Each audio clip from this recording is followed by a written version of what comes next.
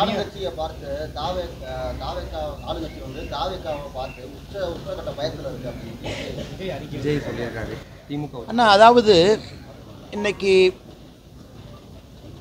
சகோதரர் விஜய் அவர்கள் கட்சி ஆரம்பிச்சிருக்கிறாங்க. மதுரை மண்ணில், இதே மண்ணில் வந்து இப்போ தான் மாநாளெலாம் நடத்தி முடிச்சிருக்கிறாங்க.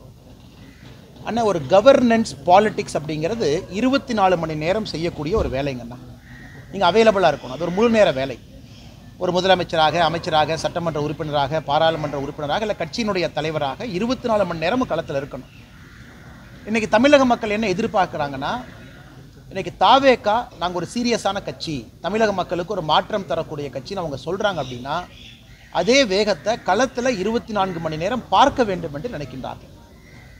சனிக்கிழமை மட்டும் நான் பிரச்சாரத்துக்கு வருவேன், சனிக்கிழமை மட்டும் மக்களை பார்ப்பேன், ஞாயிற்றுக்கிழமை மட்டும் மக்களை பார்ப்பேன், மற்ற திங்கள், செவ்வாய், புதன், வியாழன், வெள்ளி நான் பார்க்க மாட்டேன் அப்படிங்கிறது ஒரு புதிதாக வந்திருக்கக்கூடிய அரசியல் கட்சிக்கு ஒரு பொறுப்புமிக்க தலைவர் அந்த மாதிரி செஞ்சே கிட்டத்தட்ட டிசம்பர் வரைக்கும் நம்ம கொண்டு போயிட்டோம் அப்படின்னா மக்கள் வந்து டெஸ்ட் பண்ணுவாங்கண்ணா. இது எல்லாமே அதுக்கான காலம்.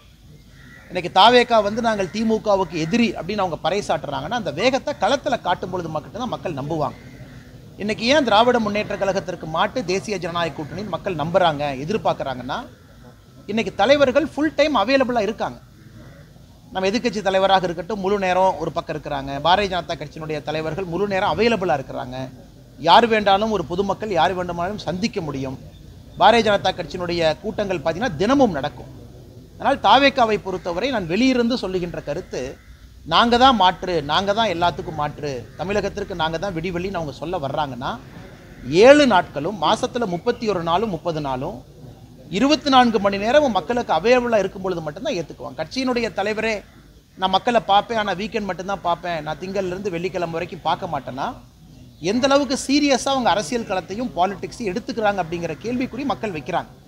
அதனால் அதையும் பத்திரிகை நண்பர்கள் நீங்கள் கேட்க வேண்டிய கடமையும் கேள்வியும் உங்களுக்கு இருக்குது. அதையும் நீங்கள் அந்த தலைவர்கள் களத்துக்கு வரும்போது கேட்பீங்கன்னு நான் நம்புகிறேன். ஆனால் காவல்துறையை பொறுத்தவரை ஏதோ இவங்க மட்டும் காக்கைக்கு பொன் குஞ்சு, நல்ல குஞ்சு, தன் குஞ்சுன்னு சொல்கிற மாதிரி காவல்துறை வந்து தாவேக்காவை மட்டும் மறுத்தாங்க. நாங்களும் யாத்திரை செய்திருக்கின்றோம், காவல்துறையை மறுத்தாங்க. பல இடத்துல நீதிமன்றத்துக்கு சென்று பர்மிஷன் வாங்கிட்டு வந்தோம். இது தமிழகத்தில் வழக்கமாக நடக்கிறது தான். காவல்துறையை பொறுத்தவரை எதிர்க்கட்சியாக இருக்கக்கூடிய எல்லோருக்குமே அந்த மறுப்பு சகஜமாக வருது. ஏன்னா காவல்துறை சில இடத்துல நியாயமான காரணம் இருக்குது, சில இடத்துல நியாயமில்லாத காரணம் இருக்குது. நம்ம காவல்துறையை குறை சொல்வதை விட்டு, சரி காவல்துறை அனுமதி கொடுக்கலன்னா கோர்ட்டுக்கு போய் அனுமதி வாங்கலாமே, யார் வேண்டான்னு சொன்னது? அதனால் திரும்ப திரும்ப காவல்துறையில் யாரோ ஒரு அதிகாரி அனுமதி மறுத்தாங்க, அதனால் பாருங்கள் எங்களை பார்த்து பயந்துக்கிட்டாங்க. மக்கள் தாவேக்காவை பார்த்து ஆதரவு கொடுப்பது அல்லது திமுக தாவேக்காவை பார்த்து எப்போ பயப்படுவாங்கன்னா 24 மணி நேரம் களத்தில் இருக்கும் பொழுது மட்டும்தான் அந்த எழுச்சி வரும்.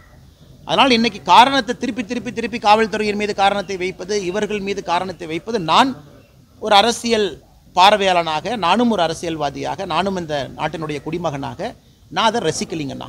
களத்தில் அக்ரெசிவாக 24 ஹவர்ஸ் 7 நாள் இருங்க, 7 நாள் யாத்திரை பண்ணுங்கள். யார் வேண்டான்னு சொன்னது? காவல்துறை இங்கே அனுமதி கொடுக்கலையே, இன்னொரு அனுமதி இடத்துல வாங்குங்க.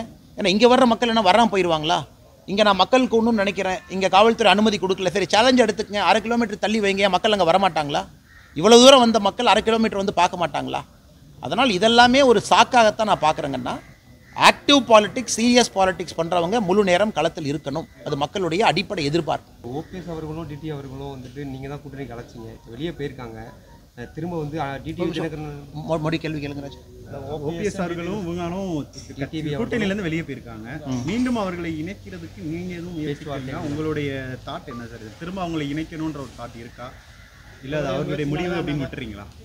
ஆனால் என்னை பொறுத்தவரை 2 பேருமே என்டிஏ கூட்டணியில் இருக்க வேண்டும் என்பதை தொடர்ந்து நான் வலியுறுத்தி கொண்டிருக்கின்றேன். 2 தலைவர்கள்ட்டையும் தொலைபேசியில் பேசுவதற்கு வாய்ப்பு கிடைக்கும் பொழுது நான் அதே தான் நான் சொல்கிறேன். ஆனால் டிடிவி அவர்கள்ட்ட குறிப்பாக நான் அதே கருத்தை நான் வலியுறுத்திக்கிட்டு இருக்கேன். முதல்ல இருந்து கொஞ்சம் பொறுத்திருப்போம். ஒரு முடிவு எடுத்திருக்கிறாங்க. எப்பொழுதுமே ஒரு முடிவெடுத்த பிறகு கொஞ்சம் காலம் கொடுத்தீங்கன்னா எல்லோருக்கும் அந்த டைம் வேணும் செட்டில் ஆகிறதுக்கு. ஏன்னா உடனடியாக ஒரு முடிவெடுத்த பிறகு அவர்களும் வருத்தத்தில் எடுத்திருப்பாங்க. அதனால் கொஞ்சம் பொறுத்திருப்போம், காலம் கனிந்து வரட்டும்.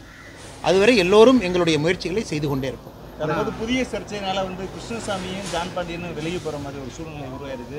தொடர்ந்து என்டிஏலேருந்து வெளியே போகிற மாதிரி ஒரு சூழ்நிலை இருக்குது.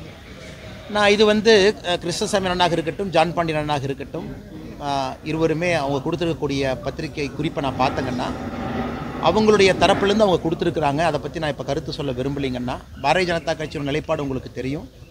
நம்ம எப்பொழுதுமே பசும்பொன் முத்துராமலிங்க தேவர் ஐயா தெய்வ திருமகன் அவர்கள் வந்து கடவுளாக நம்ம நினச்சிக்கிட்டு இருக்கிறோம், கூட இருக்கிறோம். எப்பொழுதும் அவருக்கு அந்த மரியாதை கொடுத்து கொண்டிருக்கின்றோம். நம்முடைய பாரத பிரதமர் நரேந்திர மோடி ஐயாவிலிருந்து தொடர்ந்து நீங்கள் பார்க்குறீங்க. அதே நேரத்தில் இமானுவேல் சேகரன் ஐயாவுடைய விழாவிற்கு எல்லா ஆண்டும் கூட பாரதிய ஜனதா கட்சியினுடைய தலைவர்கள் எல்லோரும் போயிட்டுருக்கோம். நானும் கடந்த 4-5 ஆண்டுகளாக தொடர்ந்து சென்று கொண்டிருக்கின்றோம். அதனால் எங்களை பொறுத்தவரை அது எதுவும் சர்ச்சையாக நான் பார்க்கவில்லை, பொறுத்திருப்போம். இது ஒரு பெரிய விஷயமாக நான் பார்க்கலிங்கன்னா எல்லோரும் அவங்கவுங்க கருத்தை வச்சிருக்கிறாங்க.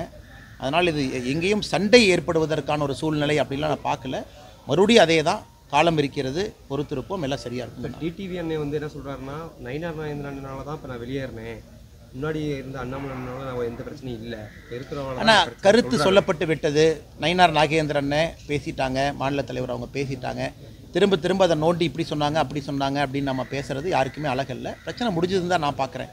ஒரு கருத்து வச்சிருக்கிறாங்க, இன்னொரு பக்கம் கருத்து சொல்லியிருக்கிறாங்க, அதோடு முடித்து விட்டு அடுத்த வேலையை பார்க்க எல்லோருமே போகணும். நான் ஏற்கனவே சொன்னது போல் காலம் கனிந்து வரட்டும், கொஞ்சம் பொறுமையாக இருப்போம். இன்றைக்கே திரும்ப திரும்ப அதை நோண்டி குத்தி இப்படி சொன்னாங்க அப்படி சொன்னாங்க நீங்கள் என்ன சொல்கிறீங்க அப்படிங்கிறது அரசியலில் சரியாக இருக்காதுங்கன்னா. டிடிவி தினகரன் அண்ணனை பொறுத்தவரை நான் தொடர்ந்து சொல்வது இதுதான், ஒரு நல்ல தலைவர். என்டிஏ கூட்டணியில் 2024 வந்தாங்க. பாரதிய ஜனதா கட்சி தமிழகத்தை வழிநடத்தி கொண்டிருக்கக்கூடிய அண்ணன் நயினார் நாகேந்திரன் அவர்கள் எங்களுடைய தலைவர். அதனால் எங்கேயும் கருத்து வேறுபாடுகளுக்கு இடம் இருக்காது. பொறுத்துருங்க, இன்னும் 7-8 மாதம் இருக்கும்பொழுது இன்றைக்கே அவசரம் பண்ணணும். சார், தனியார் தொலைக்காட்சி பேட்டியில் வந்து திமுக கூட்டணி தற்போது வலுவாக உள்ளது.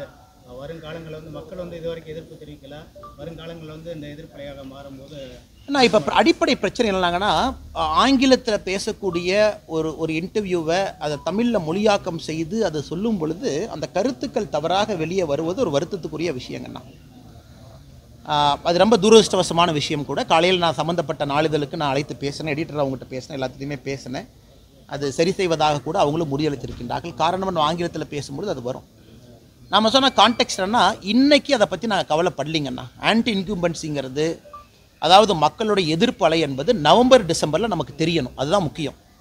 ஏன்னா நீங்கள் எலெக்ஷனுக்கு ரொம்ப முன்னாடியே பீக் ஆகக்கூடாதுங்கண்ணா. மக்கள் எங்களுக்கு வந்துட்டாங்க, எல்லோரும் மாற்றம்னு சொல்லிட்டாங்க அப்படிங்கிறது பீக் ஆகக்கூடாதுங்கண்ணா. நீங்கள் அடிப்படையில் ஜனவரி பிப்ரவரியில் பீக் ஆகும் பொழுது தான் ஓட்டு போடும் நேரம் வரைக்கும் அதை கொண்டு போக முடியும். அதனால் எதிர்ப்பலை இன்றைக்கி இருக்கு, எதிர்ப்பலை இன்றைக்கி இல்லை, நமக்கு தேவையில்லாத பேச்சு. ஏன்னா இன்றைக்கி அரசியல் இதே என்ன ஆரம்பிக்கலை. நவம்பர் டிசம்பரில் எதிர்ப்பலையை நாம் பார்க்க வேண்டும் என்பது தான் என்னுடைய கருத்து. வித்தியாசமாக நாம் பார்க்கணும், கூட்டம் கூடணும், பெரிய பெரிய மாநாடு எதிர்க்கட்சிகள் போடும்பொழுது மக்கள் ஆர்வமாக வந்து பங்கேற்கணும். அதுதான் அரசியல் மாற்றத்திற்கான அறிகுறி. அது நவம்பர் டிசம்பருக்கு முன்பு நடக்க வேண்டிய அவசியம் நமக்கு இல்லை. அது நவம்பர் டிசம்பரில் நடக்கும். அதை நோக்கி தான் எல்லாரும் பயணம் பண்ணுறாங்க. ஒரு யாத்திரை நடத்துகிறாங்க, அனைத்து இந்திய அண்ணா திராவிட முன்னேற்ற கழகம், அதை நோக்கி போகிறாங்க.